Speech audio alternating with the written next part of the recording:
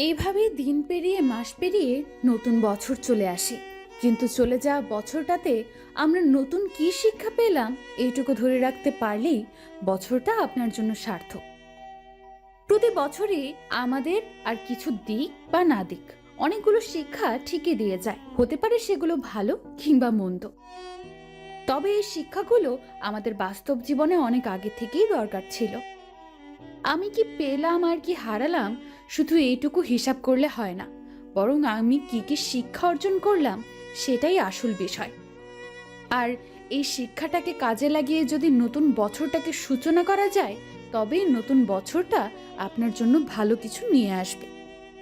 চলে যাওয়া বছরগুলোতে আমরা আর কিছু শিক্ষা না পেলেও কিছু মানুষ আছে যাদেরকে আমরা চিনতে পারি, যাদের প্রতি আমাদের ধারণাটা ভুল ছিল। হতে পারে সে পরিবারের কেউ কিংবা আত্মীয় স্বজন, হতে পারে কোনো বন্ধু, হতে পারে আবার চলে যাওয়া কারোর কাছের কেউ একজন।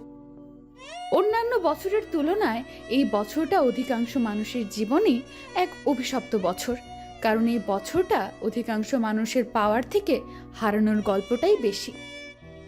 পুরো বিশ্বের মানুষের জীবনচক্র বদলে গিয়েছে এ বছর, যা আগে কখনোই এতটা হয়নি। দিন শেষে আপনি ভালো আছেন, আপনার পরিবার ভালো আছে, এটাই আপনার জন্য সবথেকে বড় পাওয়া।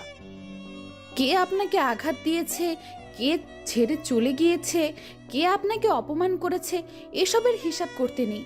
সবথেকে বড় কথা, আপনি মানুষ চিনেছেন।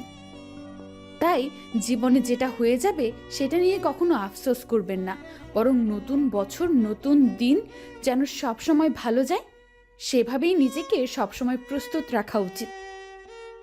জীবনে আপনি একটু হারবেন, একটু জিতবেন, এটাই স্বাভাবিক। না হেরে কখনো জয়ের স্বাদ পাওয়া যায় না।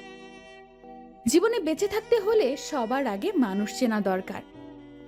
আপনি যখনই মানুষ চিনতে পারবেন, তখনই আপনি বুঝতে পারবেন কে আপনার জন্য সঠিক মানুষ আর কে ভুল মানুষ।